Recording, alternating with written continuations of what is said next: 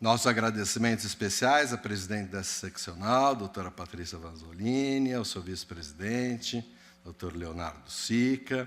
Esse terceiro congresso de mediação foi organizado e coordenado pela nossa presidente, doutora Fernanda Tartucci, sua vice-presidente e conselheira seccional dessa subseção, dessa seccional de São Paulo, doutora Célia Regina Zaparoli Rodrigues de Freitas, bem como coordenado também pelo doutor Marco Antônio Garcia Lopes Lorenzini e doutora Sandra Regina Garcia Olivan Bayer.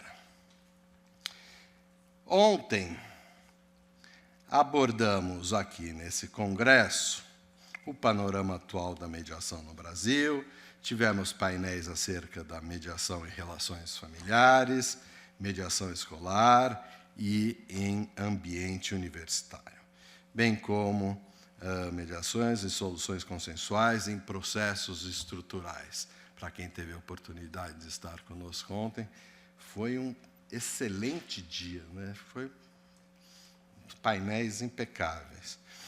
E hoje vamos abordar soluções consensuais, meio ambiente, mudanças climáticas, superação e desafios no SEJUSC, consenso e poder judiciário. Vamos falar também sobre remuneração da advocacia nos meios consensuais, sem esquecer também dos meios consensuais extrajudiciais e câmaras privadas. E a OAB Concilia, que também a Sônia estará aqui conosco. E também vamos falar um pouco de ética, pelo olhar do Tribunal de Ética aqui da OAB. Vamos também ter o lançamento do nosso livro, né? Soluções Consensuais e Advocacia, pela coleção OAB de São Paulo. Ontem, inclusive, tivemos já sorteio do livro. Todos esses temas sempre suportados pelos nossos ilustres convidados que comporão os painéis e estarão à frente desses debates e exposições durante o dia de hoje.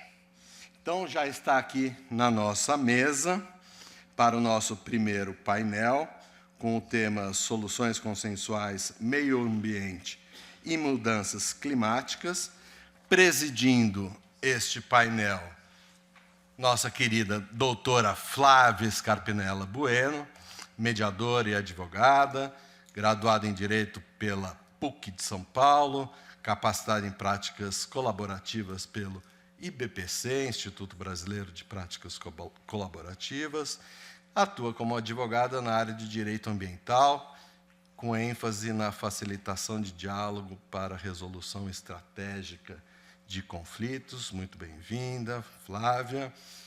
E compondo o painel, teremos um vídeo que será apresentado pela Célia Zaparoli, do cacique Queraí Veramirim. Compondo a mesa, doutora Elis Vempap, pronúncia correta, Elis? Sim? Graduada pela Faculdade de Direito de Curitiba, pós-graduada em Direito Constitucional pela Academia Brasileira de Direito Constitucional, mestre em Direito Empresarial pela Faculdade de Direito de Curitiba e mestre em Direito Internacional pela New York University School of Law. E Rodrigo Lefkovich. Acertei, hein? Minha mulher tem o mesmo sobrenome, só que com grafia diferente. Ao invés do V, W. Diretor da Fundação Florestal e procurador do Estado. Flávio, a presidência da mesa é sua. Muito obrigado. Oi, gente. Bom dia a todos e todas. Tentando fazer uma autodescrição minha. Eu sou alta, cabelo castanho claro, pele branca. Tenho uma questão de tirar e não tirar o óculos todo o tempo, porque eu sou míope, mas também tenho astigmatismo, então quem me vê toda hora estou tirando o óculos e colocando. Sou relativamente magra, não estou satisfeita com o peso, gente, esse é o problema. Estou com uma camisa colorida, meio verde, preta e rosa, e um blazer cinza escuro. É um prazer estar aqui com todo mundo. É uma honra participar dessa comissão. Uma honra ser chamada a presidir a mesa com um tema extremamente relevante e atual, com colegas que vão nos abrilhantar com as palavras. Independentemente de quem trabalha ou não com direito ambiental, é fato que a gente está sentindo que o planeta Terra está um pouquinho diferente. Eu brinco, não sei se é nostalgia do RG meu, que não é tão alto assim, mas a gente tem sentido uma dificuldade de acompanhar as estações do ano, assim, uma secura exacerbada, inundações, uma camada densa de poluição. A gente fuma sem achar que está fumando, efetivamente. Os médicos estão dizendo que a gente está fumando pela poluição uma média de 4 a 5 maços de cigarro. Então, são mudanças que nós sentimos. Neste cenário, pensando que todo mundo tem um direito a um meio ambiente ecologicamente equilibrado, que é um representativo da qualidade de vida do ser humano, e a gente dando uma monitorada só desse ano, pensando no primeiro semestre, as chuvas torrenciais que aconteceram no estado do Rio Grande do Sul, que devastou o estado inteiro, está tentando se recuperar. E esse segundo semestre, em que a gente está com esse índice de queimadas por todo o país, interior do estado de São Paulo, para quem acompanha, está uma coisa assim, extremamente triste, a gente não tem nem dúvida de como olhar e como a questão climática vai ser incorporada nas questões ambientais do dia a dia. Eu olhei recentemente no site da Agência Brasil, fizeram uma análise, o INPE, o Instituto Nacional de Pesquisas Espaciais, que 30% já está a mais, é a maior média, 30% de aumento de queimadas, se comparado aí desde 98.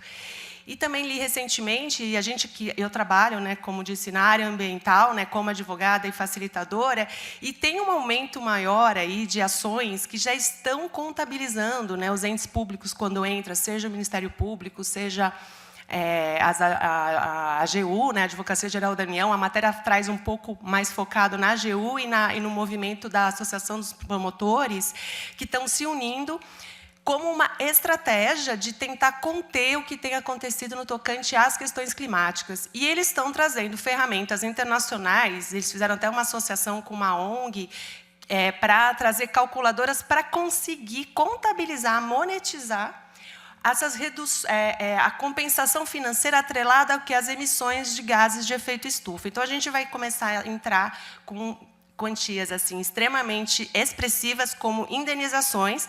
A matéria traz isso como uma estratégia, E aí, obviamente, para inaugurar esse painel aqui de soluções consensuais, meio ambiente e mudanças climáticas, já deixo aqui para reflexão de todos, o que faço todo dia no meu trabalho como advogada, inclusive. Será que essa é a melhor e única estratégia para resolver a questão? Então, com essa fala inaugural aqui, eu passo a palavra para a Célia Zapparoli, que vai introduzir um filme do outro palestrante nosso que não pôde estar conosco. Célia, a palavra é com você. Muito obrigada, bom dia a todos e todas. Obrigada pela presença, Rodrigo. Rodrigo representa a Fundação Florestal, mediado nas mediações que a gente tem feito, multiculturais, ambientais. Temos a Elis também. Elis, obrigada pela presença. Flávia, muito obrigada. Bom, o Márcio, que o nome indígena é Caraí Verá Mirim, que é aqui do Jaraguá, decidiu fazer um filme, e nós editamos com a fala dele, porque ele está num momento de celebrações religiosas lá no Jaraguá, na terra indígena Jaraguá. Depois o Rodrigo talvez explique melhor ali as características locais para vocês entenderem. E nós vamos apresentar esse filme com o depoimento deles sobre o que eles pensam com a perspectiva da comunidade indígena quanto ao aquecimento global. Nós vamos interromper aos 14 minutos e 49, a mesa segue, depois nós finalizamos novamente com a fala dele. Então, queria pedir lá para o nosso querido Rui, a equipe da ESA, aqui da comunicação, que nos ajude a colocar. E acho que ele fala por ele mesmo, eu não preciso falar muito mais do que isso. Obrigada.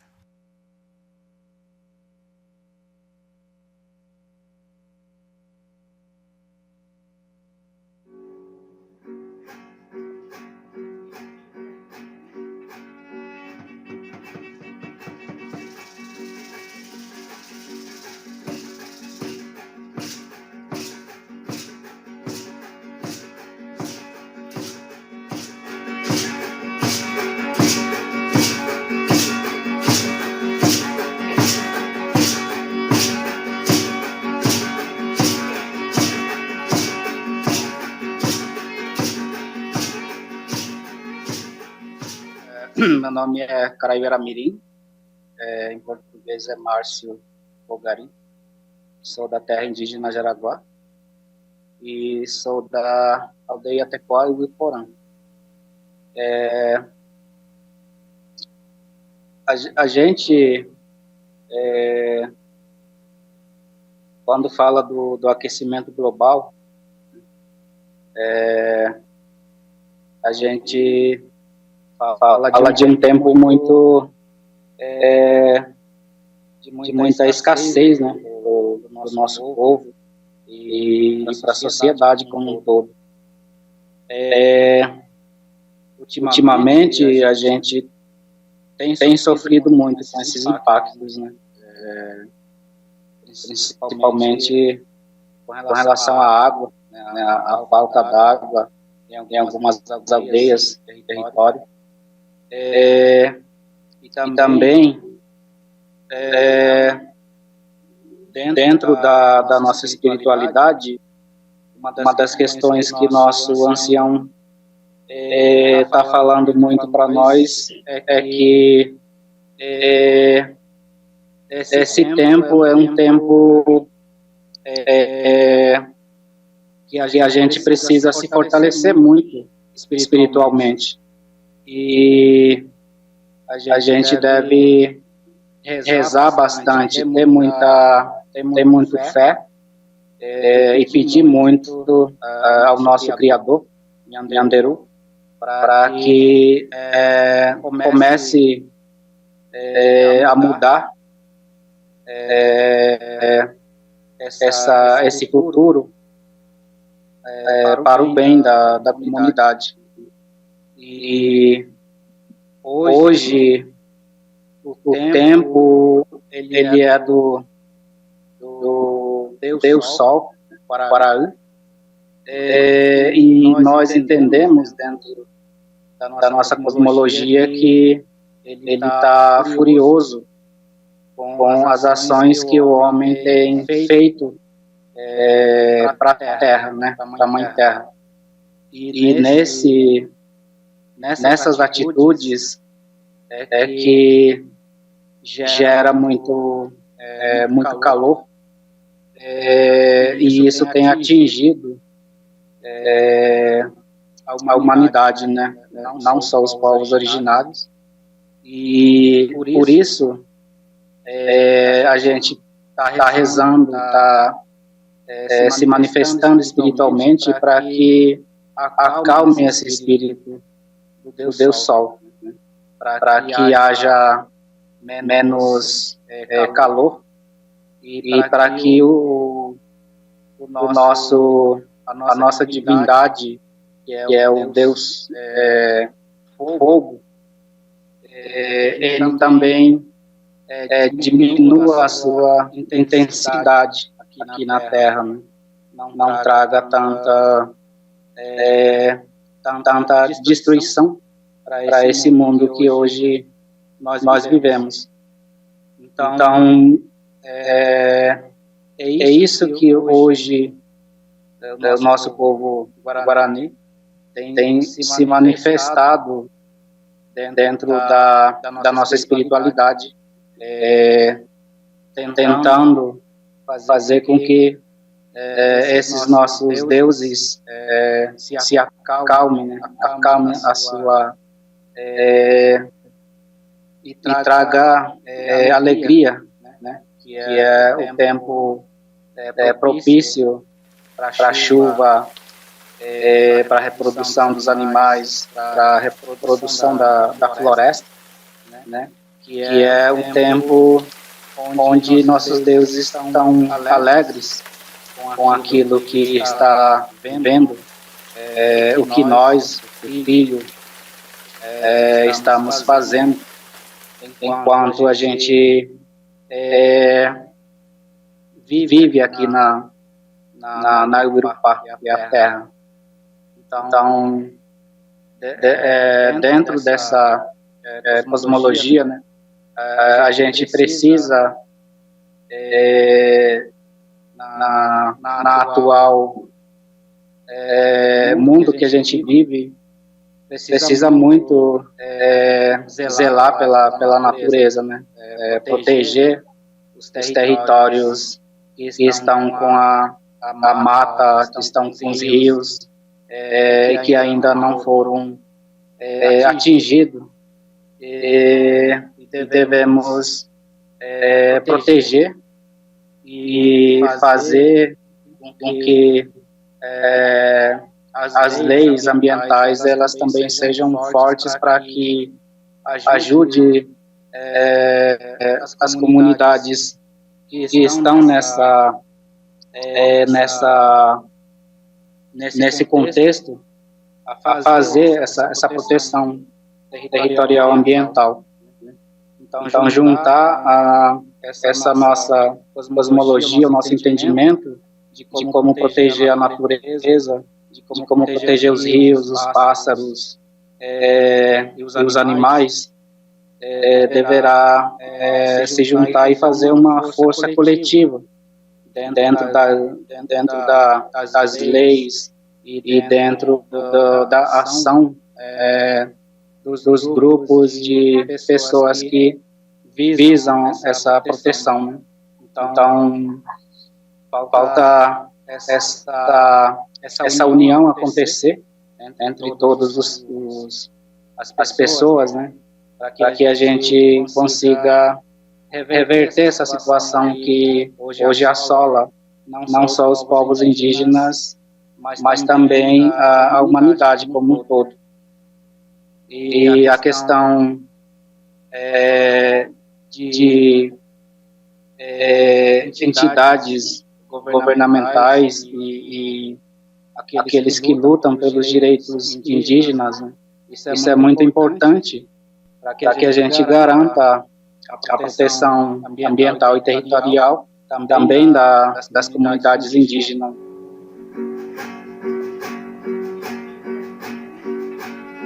Nós temos grandes dificuldades pela proximidade da cidade.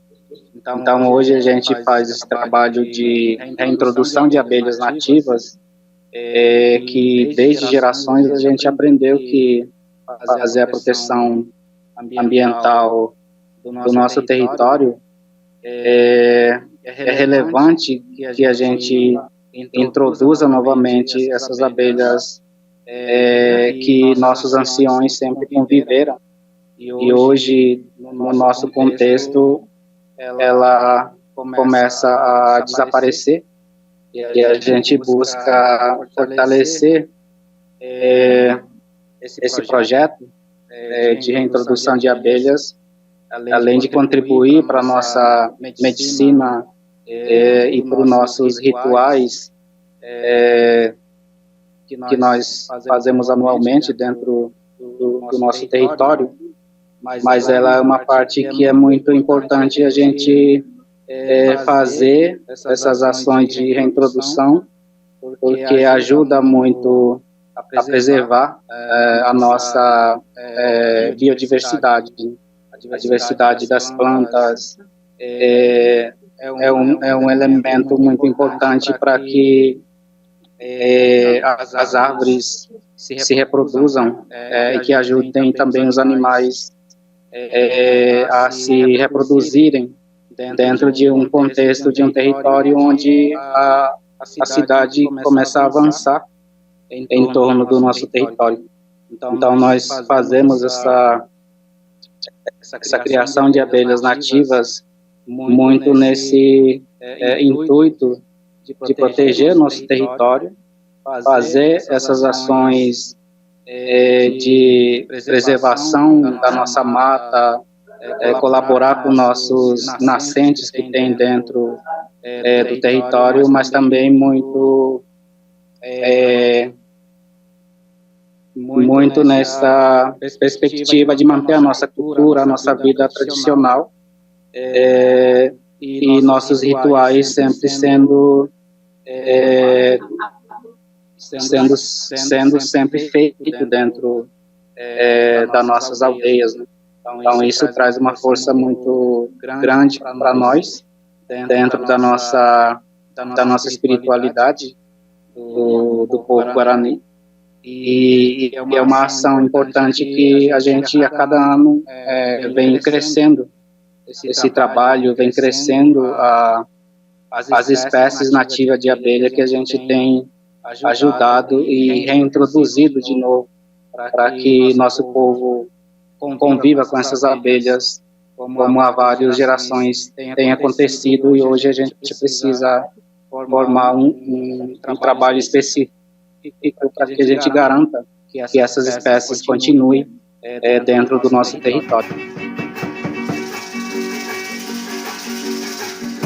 Na nossa comunidade, desde criança, a gente já trabalha junto com as crianças, porque elas têm esse espírito muito sagrado para que contribua com a sua pureza, né? Com seu espírito puro, e isso ajuda o território a se purificar, né? E dentro do nosso tempo guarani, nós temos esse ensinamento de que as crianças, quando plantam, essas plantas crescem na medida que a criança vai envelhecendo a sua idade, e as plantas crescem junto com essa espiritualidade forte e se desenvolve mais rápido. Então, as ações de reflorestamento, de trabalho na roça, também as crianças participam, tendo essa visão de que elas, no seu espírito de criança, colabora muito com o nosso trabalho dentro dos territórios, né? E isso é muito importante para que a gente comece a cada vez mais levar a educação ambiental dentro do espaço onde as crianças se encontram, né? E é uma relação que o não indígena precisa, de alguma forma, começar a trabalhar com as crianças, como a gente trabalha nos territórios e dentro das nossas aldeias. E eu creio que é importante começar a trabalhar dessa forma também com as crianças não indígenas, para que elas desde pequenos se conecte com o meio ambiente onde elas vivem, onde elas moram, e tenham essa espiritualidade e essa conexão com a natureza desde pequeno, para que a gente consiga trazer soluções concretas, né, para que a gente ajude o meio ambiente, ajude o nosso planeta a ser melhor, a ter uma preservação da floresta, e que isso seja o nosso futuro, né? Nessa visão de trabalhar com as crianças desde cedo, né? Então, isso vai reconectar novamente o nosso espírito, as crianças, com esse meio ambiente que o Diluá fala, né? Que para nós é o meio que nós também estamos introduzidos e conectados com a natureza, né? E isso deveria ser um ensinamento para todos, e desde criança deveria ser feito com mais intensidade. Nós vamos parar aqui e seguir as falas, as palestras, depois nós voltamos para a finalização. Obrigada. Bom, só comentar brevemente, né? Depois desse vídeo, tantos ensinamentos tão forte, né? A gente trazer para o nosso mundo concreto. A gente está na casa dos advogados. O que o cacique traz é exatamente tudo que a gente tem na nossa Constituição Federal de Proteção. a transgeracionalidade, a educação ambiental focada nas crianças, a necessidade dessa conexão com a natureza, a espiritualidade também, e essa força, né, que a gente tem enquanto ser humano habitante da Terra. Ele traz a questão das escassezes, né, do problema dos recursos naturais, questões hídricas, e a necessidade de uma força coletiva aí de proteção ao meio ambiente. Então, nesse contexto todo, vou passar a palavra para a Elis para trazer para a gente um pouco dessa contextualização aí do que seriam, então, essas demandas climáticas e um olhar aí até do setor privado como uma ponte, né? E uma das partes que tem que focar aí na proteção. Com você, Elis.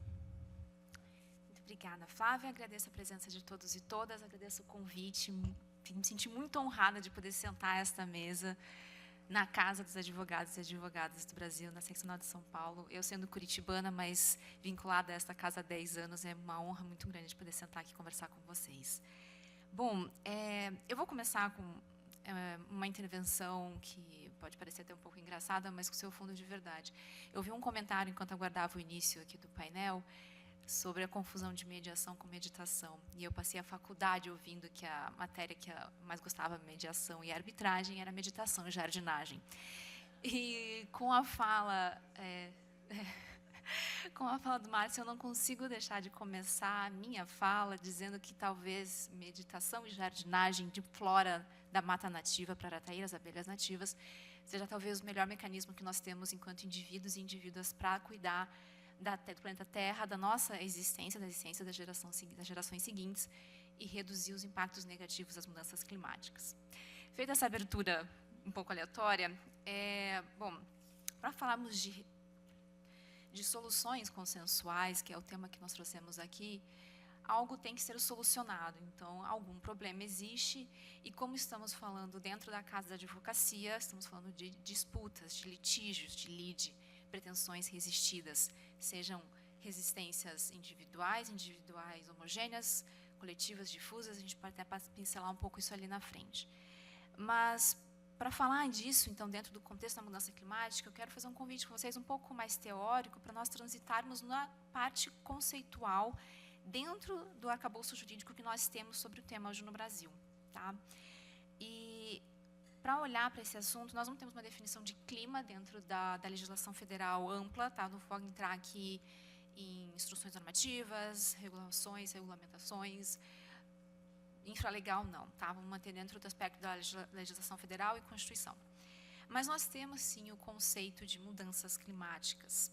E se torna muito urgente nós olharmos para o que já existe na lei, porque a lei, há muito tempo, já assim, realmente, vamos pegar a Convenção 4 das Nações Unidas sobre Mudança de Clima, que foi incorporada no direito brasileiro em 98, então já há muito tempo a gente tem um conceito que parecia longe e hoje a gente vive. No caminho para cá, enquanto eu ouvia o rádio, logo depois da jornalista falar sobre as flutuações da Bolsa de Valores, ela falou sobre o número de focos de incêndio na região de São Paulo e os índices de água nos reservatórios. Então, é algo que a gente vive, falar sobre mudança climática.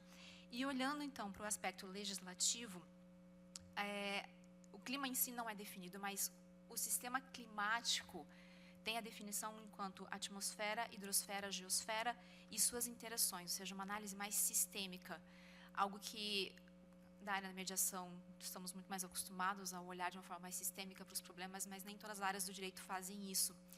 E até a abertura que a Flávia colocou sobre o artigo 225 da Constituição, eu complemento com o 170, que convida a ordem econômica, entre outros, que convida, inclusive, o sistema tributário a ter um olhar sistêmico com as questões ambientais. Bom, mas dito tudo isso, então esse é o sistema climático. Quando a gente fala de mudanças, são mudanças que acontecem nesse sistema climático, que acontece na atmosfera, hidrosfera, biosfera, geosfera e as suas interações. E eu quero dar um enfoque maior para a biosfera, porque a biosfera vem, então, do sistema que sustenta a vida. E nós não podemos esquecer que a formação do direito, até muito recentemente, era exclusivamente antropocênica. Ou seja, quando se fala em vida na Constituição, é a vida humana. Quando se fala em meio ambiente ecologicamente equilibrado, é para os humanos, não é sobre todas as existências de vidas na Terra. Eu, particularmente, anoto na minha prática, tanto da advocacia quanto em consultorias empresariais no geral, olharmos de uma forma do biocentrismo, que é uma tendência que está crescendo muito no direito. Então, a interpretação dos dispositivos legais sobre mudanças climáticas, sobre proteção de biodiversidade, sobre proteção de comunidades tradicionais, com a ótica do biocentrismo, que aí coloca a gente para olhar um conceito como meio ambiente equilibrado para também as espécies que coexistem conosco e sem as quais toda a estrutura de biosfera cai. Bom, mudança climática, juridicamente ou legalmente falando, nesses conceitos da Convenção Quadro das Nações Unidas, que é o fundamento legal adotado enquanto referência por toda a legislação subsequente aqui no Brasil, são as mudanças feitas pelos humanos. E é muito interessante olhar que são mudanças que, eu estou aqui com várias anotações para não perder o conceito mesmo, que tratam tanto da questão de mudança dessa ótica da biocêntrica, sobre mudanças físicas e seus efeitos deletérios na composição da biota, da resiliência ou produtividade de ecossistemas naturais ou administrados, como também traz o viés de mudança climática que afeta o funcionamento de sistemas socioeconômicos, que é algo muito alinhado com outros instrumentos vindos da ONU, essencialmente, mas que também estão sendo reproduzidos de outra forma aqui no Brasil, de olhar para como a mudança climática muda a forma como nós nos relacionamos economicamente, juridicamente e por aí vai. Feito todo esse primeiro caminho de jurídico, né, de conceitos legais, então vamos olhar da ótica de existe um problema e dentro da advocacia, problema normalmente a gente já chama de um litígio. E falando de litígios climáticos, existem também muitos estudos já feitos sobre isso para tentar classificar, porque é um conceito amplo, né? Mudanças feitas direto ou indiretamente por humanos que afetam esses sistemas climáticos. Como relacionar isso diretamente a uma ação ou uma omissão de alguém, seja um ente privado ou um ente público? A ONU tem um trabalho também muito interessante nessa linha para definir que existem disputas climáticas como um conceito central da disputa e disputas climáticas enquanto um tema, não diria periférico, mas que faz parte da disputa em si, mas não é o seu foco. Então, como tema central seria toda aquela disputa que, tratando de questões climáticas, busca a responsabilização de agente público ou privado por condutas danosas ao sistema climático ou por não as prevenir. As indiretas, ou que seria como acessório periférico, são condutas lesivas decorrentes de eventos de mudanças climáticas e sua responsabilização por esses agentes. E eu faço aqui uma outra pausa assim, conceitual para convidar você, mais um convite, para a gente sair um pouco da ilusão da separação, no sentido de que o ente público faça algo, o ente público faça algo. Por isso que eu quis trazer um pouco o seu lado privado, como a Flávia antecipou. Porque a corresponsabilidade é público e privada, a corresponsabilidade pelas causas, pelos efeitos, pela mitigação e pelas mudanças. Então, a corresponsabilidade aqui refletida também nas ações de mudanças climáticas, ações judiciais, eu vou falar um pouquinho, mas nas disputas climáticas. E para olharmos como isso está no Brasil e como isso tem crescido de uma forma muito interessante, existe um trabalho da JUMA da PUC-Rio, que é o Grupo de Pesquisas Direito, Ambiente e Justiça no Antropoceno, um levantamento sobre todas as demandas judiciais que estão, direta ou indiretamente, falando de mudanças climáticas. O relatório mais recente é de março desse ano, e ele fala em 80 ações no Brasil. O Brasil sendo, nesse momento do recorte que eles fizeram, o país do sul global com o maior número de disputas climáticas. E isso é muito interessante, porque dessas disputas, quando nós olhamos para os números, são 40 acionando entes federativos e 31 acionando empresas. Então, eu volto aqui nessa questão da corresponsabilidade.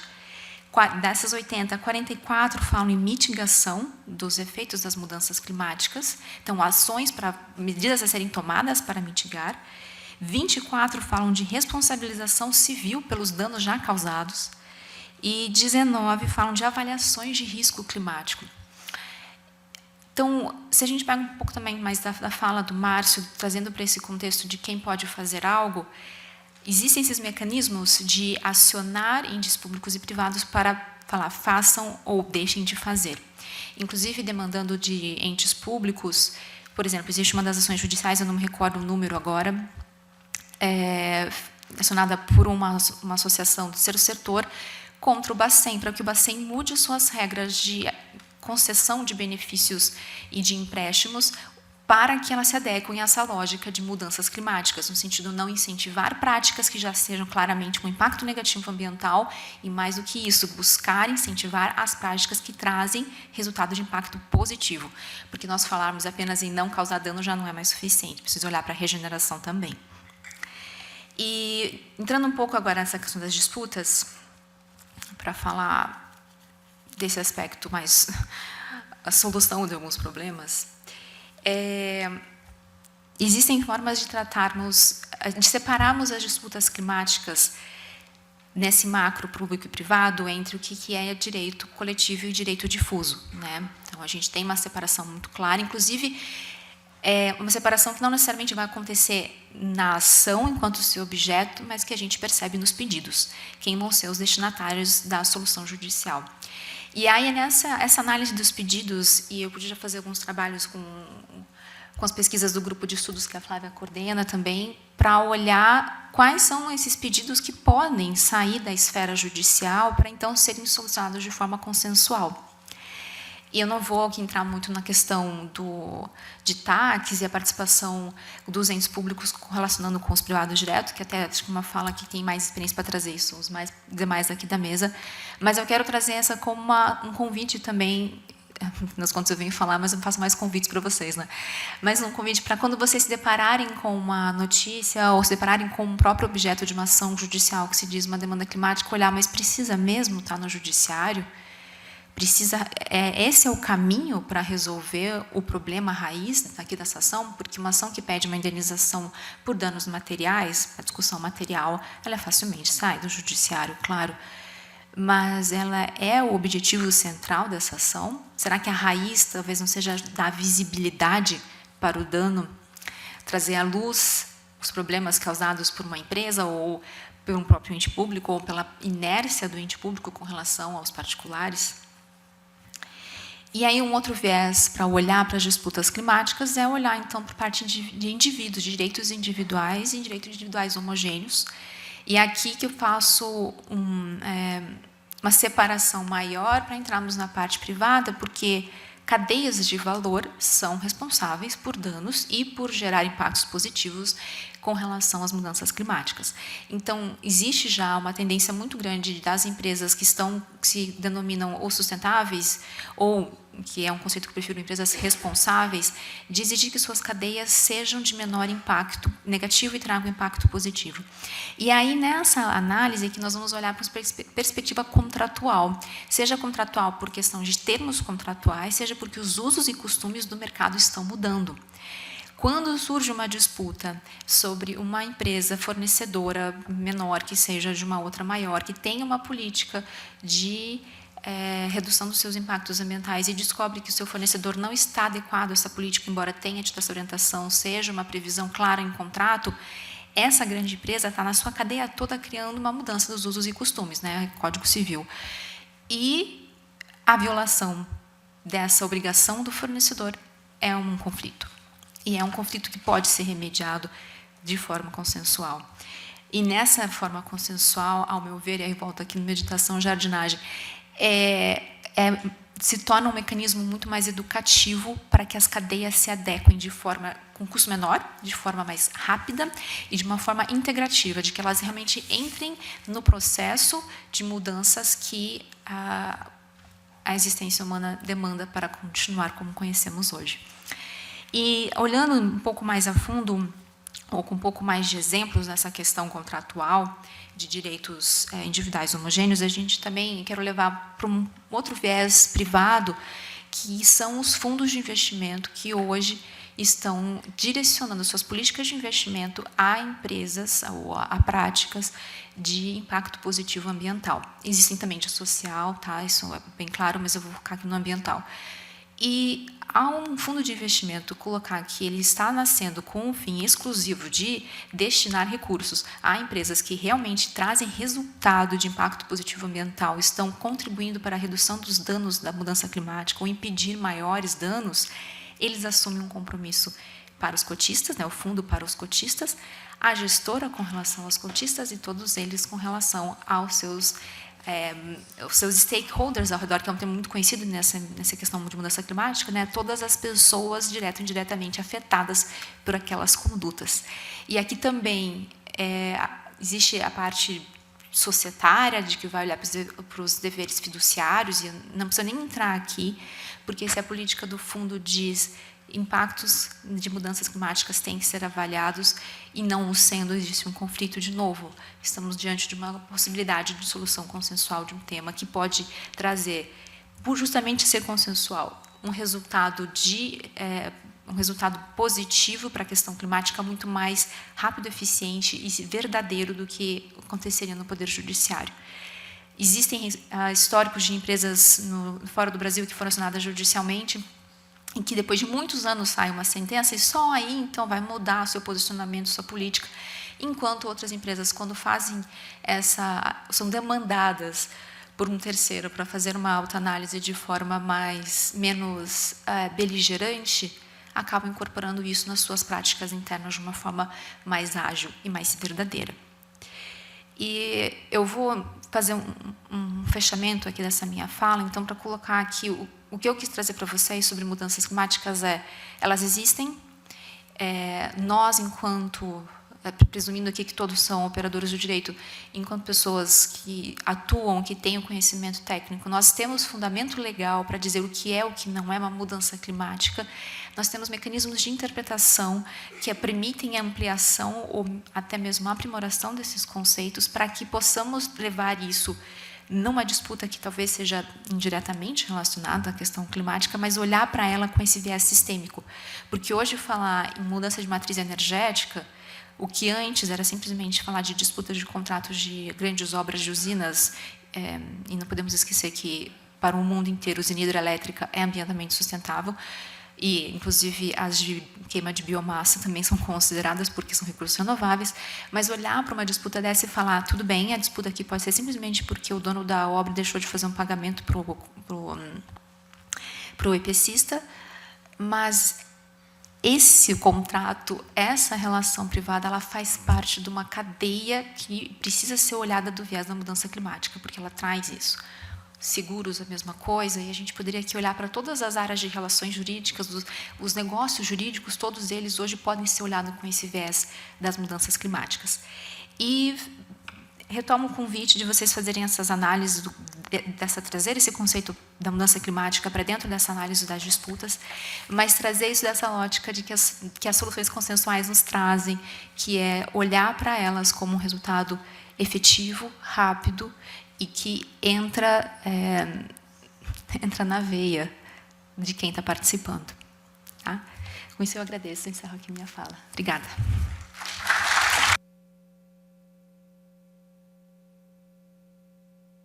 Perdão, eu esqueci de fazer minha audiodescrição. Eu coloquei um post-it aqui na minha frente, acabei não fazendo.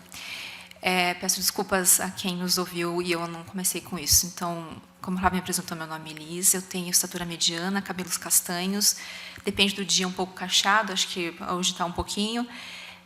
Estou usando uma roupa como fosse um blazer azul marinho, uma blusa azul marinho com bolinhas amarelas, e estou gestante de 5 meses de uma menina. Então, quando eu levantar, vocês poderão ver a barriga. Obrigada, Elis, pelas suas palavras. Realmente, acho que com esse gancho da fala dela, vou passar para o Rodrigo, mas assim, pensar nessa questão de uma solução integrativa e sistêmica, né? O olhar que ela traz, né? Numa mesa, assim, que a gente puder imaginar numa mesa assim, de uma possível mediação, a parte, né, o setor privado, com todas essas nuances econômicas, necessidades de se desenvolver a atividade para ter o desenvolvimento econômico e sustentável, né, com essas possibilidades de olhar de contrato, de fundos de investimento, como agir, como implementar a atividade, né? E nesse contexto, vou passar a palavra para o Rodrigo, né, que é diretor da Fundação Florestal, para trazer um olhar também do ente público no tocante a como fazer com que esse diálogo flua e aconteça as atividades com que a gente tenha ainda uma sustentabilidade no nosso planeta. Rodrigo, a palavra é com você. Obrigada.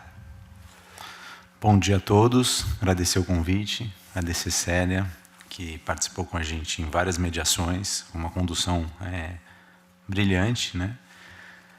as colegas de mesa, obrigado. E minha colega de PGE aqui, doutora Márcia, prazer revê-la. Bom, eu sou procurador do Estado de São Paulo, estou afastado na diretoria executiva da Fundação Florestal, que é o ente que cuida da gestão ambiental das nossas áreas protegidas, né? Para me descrever, eu tenho 45 anos, estatura de 1,81 m, barba grisalha, cabelo grisalho, tudo pós-fundação, né? Antes era pretinho. Estou com um cabelo um pouco maior, compleição magra, peso 80 quilos, 1,81 m. Estou com uma jaqueta verde da Fundação Florestal, simbolizando nossas florestas, e uma blusa amarelo gema, que é a operação que nós estamos terminando agora, se Deus quiser, de prevenção e combate a incêndios florestais, né? A gente tem aí, com certeza, o ano mais quente e de maior impacto no Brasil, e no estado de São Paulo não foi diferente. E eu acho que tem tudo a ver com o que a gente vai discutir aqui hoje. Bom, feita essa breve introdução, quando você vai falar de mudanças climáticas e mediação, acho que tem alguns pontos importantes para a gente pensar. Primeiro, que eu acho que é a ineficiência ou ineficácia de a gente resolver questões climáticas, que são questões difusas, por meio de decisões judiciais consideradas estrito sensu. Primeiro que a composição do conhecimento de um juiz, ela nunca vai ser tão rica como você pode articular dentro de um processo de mediação, que é ultra complexo. Acho que isso é um primeiro ponto. O que eu quero dizer com isso? E aí eu vou fazer um pouco também da minha parte mais de advogado, né? O modelo probatório, ele não permite que você traga a mesma riqueza de vivência ou experiência que um processo de mediação é capaz de trazer. Por mais que você se esforce, é muito diferente visitar os lugares, conversar com as pessoas, colocar os atores interessados para discutirem, até às vezes brigarem, mas tentarem chegar numa solução consensual. Isso não é um problema do juiz em si, né? Isso é a falta de...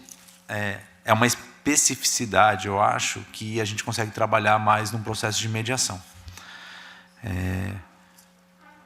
E que também, né, tem o aval e a guarida de um tribunal por trás em muitos casos, principalmente nas mediações judiciais. Isso é muito interessante. Então, a ação judicial, ela pode ser o início de um processo de mediação. Muitas vezes a gente tinha ações em curso e que, quando a gente percebeu que nenhuma solução seria satisfatória, a gente conseguiu chamar de mediação e tivemos soluções satisfatórias. Vou trazer um pouco dos exemplos aqui. O segundo ponto é que eu acho que esse que é o mais importante, não é nem a questão probatória ou a decisão em si, mas processos muito complexos, se você não estabelece vínculos de confiança entre as partes, você não tem, no futuro, garantido aquilo que seria melhor para a sociedade e para aquelas pessoas que estão envolvidas. E, de certa maneira, o processo de mediação, ele é o mais importante dele, para mim, além de resolver o conflito em si, é estabelecer vínculos de confiança que devem e têm que permanecer para que outras demandas não gerem outras contendas, ou seja, que você estabeleça atores que tenham confiança entre si e que possam avançar na solução de problemas, muito porque lá atrás conseguiram construir uma solução conjunta. Então, você vai falar de mudanças climáticas, você pode ter a solução pontual de uma questão, né? Você pode ter uma grande condenação, mas assim, se você não estabelece um vínculo de confiança entre os atores, e se você não faz com que esses atores aprendam a construir soluções consensuais, você fica basicamente o cachorro correndo atrás do rabo. É isso que vai acontecer. Então, acho bastante importante isso. Um outro ponto importante da mediação, acho que tem duas coisas bem estratégicas. A princípio, o Estado também é um grande mediador, né, de interesses, né? Acho que o papel do Estado é ser um mediador e, em certa maneira, decidir. Esse papel dúbio de ser mediador e decisor, às vezes não dá certo. Processos muito complexos e muito polêmicos, e que o Estado também tenha um interesse ou uma visão, porque no final é isso, né? Sempre tem uma visão a zelar, que às vezes vai do que é o gestor público. Isso é natural do ser humano, né? Às vezes esses processos eles chegam no limite de mediação. Você não consegue fazer o papel duplo de mediador de interesses e tomada de decisão. Daí eu acho que a importância de você chamar um processo de mediação com um mediador, uma mediadora independente, que te coloque não numa posição mais de mediador de conflitos enquanto Estado, mas como um ator que tem uma visão determinada que vai ser adequada dentro de visão de múltiplos atores. É óbvio que o Estado sempre tem que ter uma visão... não pode ter uma visão radical das coisas, né? Tem que buscar o consenso sempre, mas nem sempre isso é possível e cada gestor vai ter uma visão diferente da outra. Então, o processo de mediação também é estratégico nessa medida, porque ele consegue dar mais legitimidade para a solução que vai ser construída e, de certa maneira, despressionar também o gestor público dessa tarefa meio ambígua, né, de mediador de interesses e tomador de decisão. Isso não dá certo, né? Isso, em algumas situações, não dá certo. Outro ponto estratégico, eu acho que aí, assim, falando mais macro, é que na mediação você consegue botar todas as cartas na mesa, de todas as pessoas. Isso é muito importante para solucionar os conflitos. A gente teve muitas mediações, né, juntos, a gente fez processos bem exitosos com comunidades quilombolas, com povos originários, né? E o que acontece na prática, né? E é o mundo real, né, gente? Assim, como eu tenho uma origem da procuradoria, eu não tenho orientação política, não tenho partido político, mas na vida real você tem atores que jogam a favor quando interessa e jogam contra quando não interessa, pela questão do governo de plantão. Isso é muito claro, né? Na mediação, essas pessoas têm que se expor. E na mediação, os interessados estão na mesa. Porque o que acontece várias vezes é que uma representação X, uma ONG Y, uma assessoria Z ou um governo F, né? Eu não quero rotular ninguém, mas puxam a palavra daqueles que representam. E, não raras vezes, o interesse dos representados não coincide com a mensagem que é trazida pelos representantes. Quando você chama uma mediação, essas coisas descem. E, assim, é muito mais fácil fazer acordo com quem está na ponta do que com o representante de quem está na ponta. É impressionante. Só que você consegue isso muito bem fazer numa mediação. Numa ação judicial.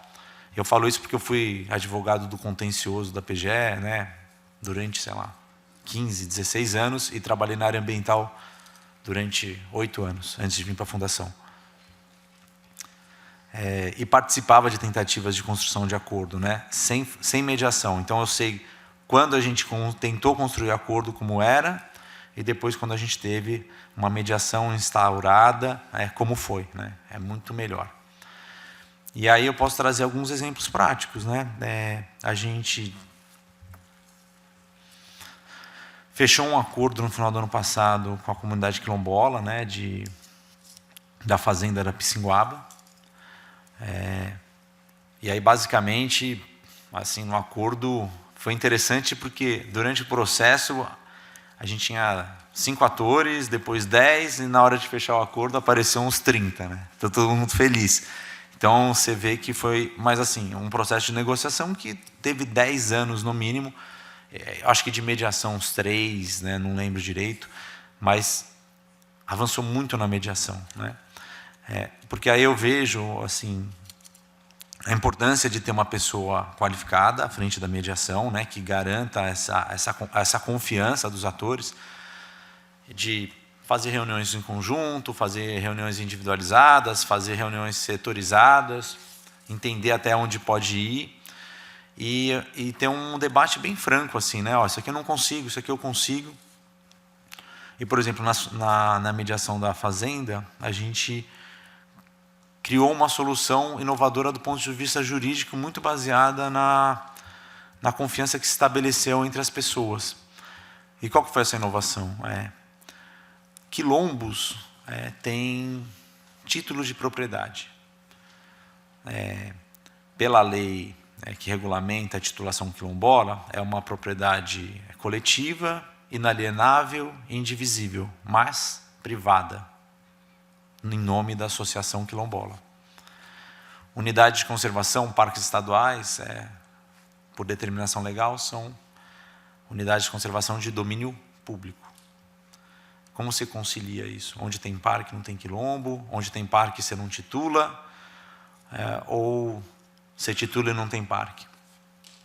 Graças às conversas de mediação, a Procuradoria chegou numa interpretação muito interessante de que o domínio público referido no SNUC, adequado aos preceitos constitucionais, significa regime jurídico de direito público. Ou seja, eu posso ter uma área de parque registrada em nome de uma associação? Posso, desde que o regime jurídico atrelado a uma unidade de conservação de proteção integral, tipologia parque, esteja presente. Então, o que aconteceu na prática? É parque e é quilombo. Está registrado como quilombo em nome da associação, mas tem conselho gestor, uso indireto de recursos naturais, o Estado continua ajudando a gerir a área. E por que isso é importante? Porque você não matou nenhum dos direitos constitucionais, né? Você não precisou desafetar uma unidade e, ao mesmo tempo, você não precisou dar território a menor para as comunidades quilombolas. Isso é uma solução que, no processo judicial, não ia assim. Poderia ter um juiz que desse solução e a gente falasse, nossa, uma solução paradigmática, tal, mas eu não sei se dentro de um processo judicial ela teria tanta legitimidade. Como aqui a gente construiu essa solução numa mediação, você teve aí Comunidade Quilombola assinando, Defensoria Pública da União assinando, MPF assinando, acho que Estado de São Paulo assinando, PGE assinando, aí os órgãos correlatos, né? Não sei se o INCRA assinou, a Advocacia Geral da União. Então, assim, todo mundo assinou. Fundação Palmares. Não quebra mais isso, né? Então, isso é importante. Quando a gente fala de mudanças climáticas, eu acho que o importante soluções que tenham essa legitimidade construída com base num processo democrático mesmo, né? E um processo que nem muitas vezes é fácil, mas é bastante importante de acontecer. Comunidade do Jaraguá aqui também, que o Márcio estava aqui. Também fechamos, depois de anos e anos, um acordo que permitiu, nos mesmos termos, isso. E aí outra superação, né? Terra indígena é bem da União, parque estadual é bem estadual. E daí? O que importa? No final do dia, importa saber se é bem da União, se é bem estadual. Então, vamos discutir o que interessa? Qual que são os usos que têm que ser dados nesses territórios? Qual que é a governança que vai ser feita para que esses usos sejam respeitados? Também chegamos nesse acordo judicial. É terra indígena e é parque estadual, administrado pelo Estado de São Paulo. Vai ser feita uma governança entre comunidade, órgão gestor e FUNAI. Resolveu. E aí vou para acho que outro ponto que é interessante. Mesmo os processos sendo construídos de forma coletiva, é essencial ter um monitoramento do cumprimento dos acordos que foram realizados, né? E a gente está assim agora avançando em como porque eu acho que a mediação e acordo é que nem palavra, né? Ou você tem ou você não tem. E quem não tem palavra, no final, acho que ele acaba não tendo nada. E o monitoramento dos acordos é muito importante para que eles sejam cumpridos e para que as premissas que levaram àquelas regras sejam respeitadas, né? Porque todo bom advogado, entre aspas, bom advogado, sabe tumultuar a premissa de aplicação de uma norma, né? Você ter um monitoramento daquilo que foi colocado com esse acordo é bastante importante para que essas premissas sejam respeitadas. E aí a gente, falando bem assim relacionado a mudanças climáticas e povos originários e comunidades tradicionais, o que eu posso trazer também como uma reflexão? Não ter o Estado ao lado dos mais vulneráveis é a pior coisa que pode acontecer em termos de justiça climática. Não vale a pena brigar com o Estado e não tem que existir um Estado que briga com vulneráveis. Então, assim, o Estado de São Paulo entra com uma ação contra uma terra indígena. É uma coisa... Ou a FUNAI entra com uma ação contra o Estado de São Paulo. Quem que vai sair perdendo? Quem é mais vulnerável. A ação judicial pode ser uma forma de fomentar uma discussão de uma mediação judicial? Pode ser. Acho que em alguns casos é até uma estratégia. Mas a solução do contencioso, ela gera sempre um afastamento daquele que perdeu. É inevitável isso. E uma solução imposta, ela pode até resolver aquele caso concreto, mas para os outros casos, ela provavelmente vai provocar um afastamento daquele técnico, daquele gestor, para outras demandas, que não vai estar tão disposto ou, como vou dizer, aberto a acolher rápido. O cara tem 10 mil processos ali, tomou uma decisão que não considera justa, ouve um monte de abobrinha, que no final é isso, de outras pessoas, e aí ele fala, esse caso está importante, mas eu tenho mais 10 importantes. Né?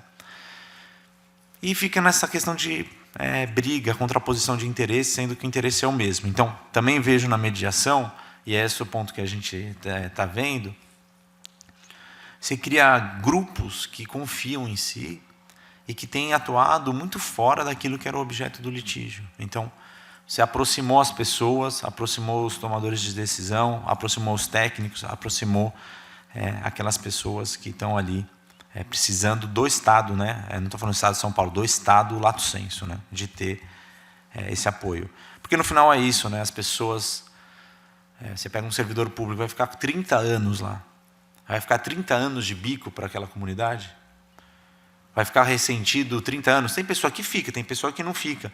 Mas a mediação, ela elimina isso. Ela faz com que você se envolva e vá caminhando.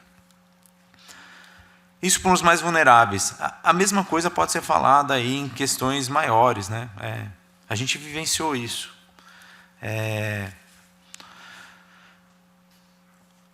Os incêndios vieram para ficar, assim como as inundações, né? Os desmoronamentos de costa. Como é que a gente tira as pessoas de áreas de risco? Não adianta entrar com uma ação judicial. Tá, vai fazer reintegração. Porque assim, você tira hoje um, chega outra família e constrói no mesmo lugar. Você tira hoje um, condiciona a ter uma solução habitacional, beleza, mas não... Então assim, ter uma conversa franca com uma comunidade, às vezes num processo de mediação, que às vezes o Estado não consegue fazer porque esgota a sua capacidade de fazer essa articulação, e trazer essa comunidade para a defesa dos seus próprios interesses e para os interesses do Estado, tipo, gente, então aqui vamos fazer um combinado que não vai rolar entrar, vocês vão nos ajudar aqui a cuidar, aqui a gente faz isso, aqui a gente consegue fazer aquilo. É bastante interessante, e aí é sempre assim, né? Não estou falando de mediações judiciais, podem ser extrajudiciais. Ter uma figura que as pessoas saibam que não é a tomadora da decisão, como articulador da composição de interesses, é bastante importante, até porque o histórico... a gente não tem um histórico grande de mediação no Estado, né? Acho que é uma coisa que o Estado tem que olhar para frente, né, de criar câmaras de mediação, de soluções de conflito, que obviamente não vão desnaturar a necessidade de ter mediações judiciais ou mediações extrajudiciais, mas eu acho que a cultura da mediação pro profissional hoje em dia é bastante importante. E aí, fechando a minha fala, né, para os advogados, não assim, posso dar esse conselho bom você vendia, né, mas assim, eu acho que eu vou colocar isso aí para uma reflexão. Não adianta entrar com uma postura de contencioso numa mediação judicial. Você não vai conseguir nada com isso. Acho que a mediação te exige um exercício de autorreflexão, de aprimoramento da diplomacia e de não contraposição ferrenha de interesses, mas muito mais uma visão de acolhida, de entender quais são as suas premissas. Isso eu acho que é bastante importante. Gente, eu negocio tudo isso, mas talvez esse seja o ponto que eu não consigo ir para frente. Deixar isso claro desde o primeiro momento. Ainda que você recue lá na frente, você estabelecer um vínculo de confiança daquilo. Gente, eu estou disposto a isso, a nossa linha de atuação é essa. Mas aqui, aqui é a minha linha que eu não consigo ultrapassar. E o que a gente fez, né, finalizando, para comunidades quilombolas e indígenas? O que a gente colocou desde o princípio? Caça de animal silvestre ameaçado de extinção, a gente não passa. Vocês querem discutir todo o resto? Se é bem federal, estadual, isso não me importa muito. Caça, a gente vai traçar essa linha. Vamos conversar? Eles falaram, essa linha não é problema para a gente. A partir desse vínculo de confiança, avançamos. Então, essa é um pouquinho da minha experiência, agradeço pela oportunidade, muito obrigado.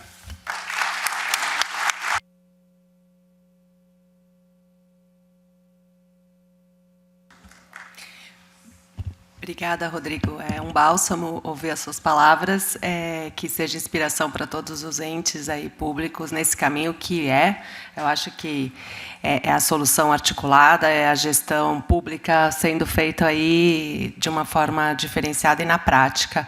A gente deu uma adiantadinha na hora, eu vou passar a Célia aqui só para fazer umas breves palavras e fazer o fechamento do vídeo do Márcio, que a gente deixou aqui para encerramento dessa mesa. Obrigada. Obrigada. Bom, quero fazer a notícia da presença aqui da doutora Daldice Santana, desembargadora, e foi conselheira do CNJ no tema mediação, né, doutora Daldice? E acho que eu só comecei a fazer mediação nas questões ambientais multiculturais por conta da doutora Daldice. Ela falou, Célia, você topa ajudar? Topo. Né? Vamos fazer um acordo de cooperação com a Associação dos Advogados de São Paulo? Vamos. Foi assim que a gente começou. Né? E pensar um pouco, Rodrigo, que eu lembro da primeira sessão de mediação que eu participei. E eu lembro do Rodrigo falando uma coisa, que era o seguinte, vocês estão aqui, quem vai falar em nome das onças? Lembra, Rodrigo, você falando isso? Eu falei, cara, não vamos avançar. Eu falei, a gente não vai conseguir avançar. Né? E, com o tempo, eu comecei a perceber o entendimento do que a gente estava fazendo. Né? Um diplomata, o Rodrigo hoje é um diplomata nas mediações. Ele tem a confiança da comunidade, tem a confiança dos outros atores, tem a confiança dos ambientalistas, ele está sendo um diplomata. Né? Como também essa coisa da confiança que ele fala é importante. Nós concorremos a um prêmio Inovare, e aí eu peguei depoimento de procuradores da FUNAI, de pessoas que eram, né, muito rígidas com relação à mediação. E essa fala vem deles também. Eu acho que essa coisa da confiança. Né? E uma coisa que o Márcio fala, que eu quero só alinhar para a gente poder... Ele fala, nós não somos diferenciados do meio ambiente, para a comunidade, e nós não somos diferenciados desses atores. Com o tempo, todo mundo vai entendendo que todo mundo vai cuidar do meio ambiente. Né? Todo mundo vai cuidar da onça, cada um na sua perspectiva. Né? Então, eu tenho muito orgulho de poder caminhar com essa turma toda, que hoje tem laços de confiança. E, quando não há confiança, todos sabem que aquele ator, a gente precisa fazer alguma coisa a respeito. Né? Então, esse não vai dar para entrar na mediação. Vamos tentar um outro caminho. Né? Porque, ou por limites técnicos, limites de recursos, limites de postura mesmo, a gente sabe disso, enfim, nós vamos ter que tomar um outro caminho. E todo mundo se organiza junto. O Rodrigo estava trazendo aqui, né, ao vir na ponta e não ficar se escondendo atrás do processo, né, porque é um pouco isso, né? Muitas vezes a gente se esconde atrás do processo. É o papel, né? É mais fácil. Quando vem ali, eu já escutei, Rodrigo, uma coisa tão interessante numa sessão, um profissional técnico que veio, eu pedi para esclarecer como era aquela situação. Falou contra a instituição. Falou, olha, eu tenho que ser sincero, eu tenho que ser honesto. Isso não está funcionando dessa maneira. E, na mesma hora, o gestor teve que mudar a postura. E foi na hora, na tela. Então, queria ouvir o Márcio, para a gente acabar, agradecer a presença, a generosidade, agradecer a doutora Daldice, que foi impulsionadora de tudo isso. E vamos lá, então, acabar de ouvir um pouco o Márcio na sua sabedoria ancestral.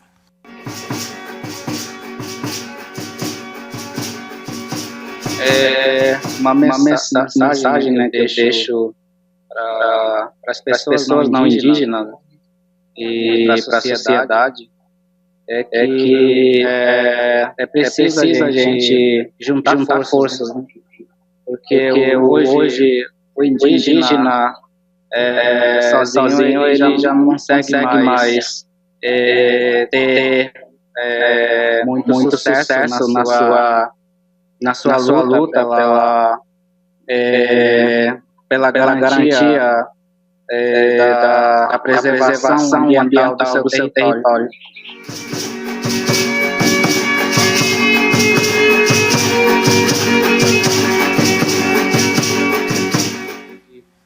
Ressaltar, né, sem esse diálogo e essa mediação, seria difícil esse reconhecimento do nosso povo. Então, dentro desse pensamento, né, as mediações que acontecem na justiça também é de uma grande importância para a gente ter esse reconhecimento e a proteção territorial e ambiental dentro das comunidades indígenas.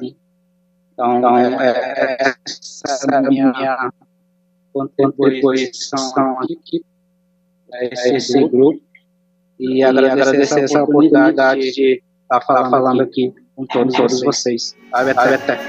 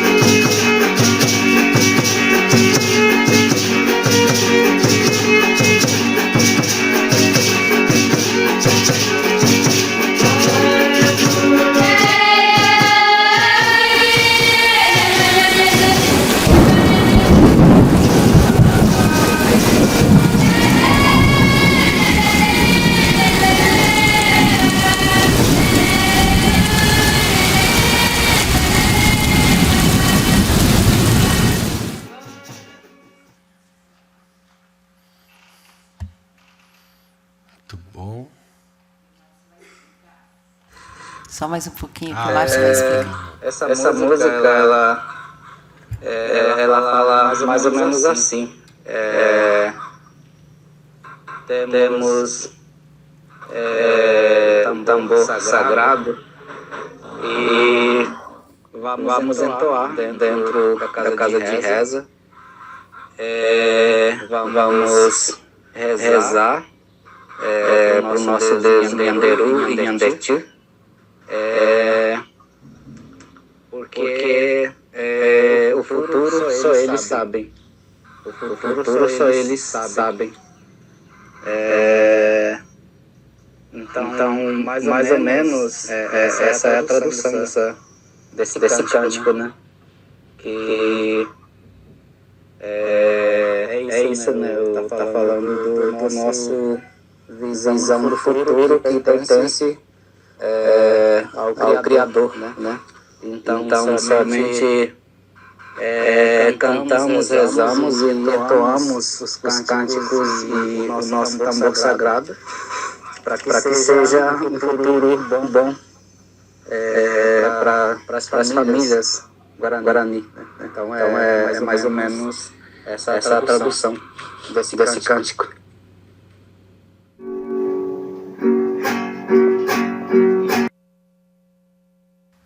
Só para dizer que esse coral, depois de uma mediação com a comunidade indígena, às 2h eu recebo um vídeo com esse áudio falando assim: é uma homenagem da comunidade para a mediação. Tá bom? Obrigada, gente.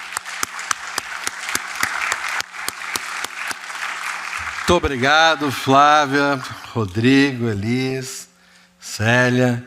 A Célia me entregou hoje de manhã esse artesanato da comunidade Guarani Paranapuã, do Parque Xixová, Japuí, e depois a gente sorteia à tarde. Tá bom? Uma preciosidade. Eu também quero, todo mundo quer. Muito bom.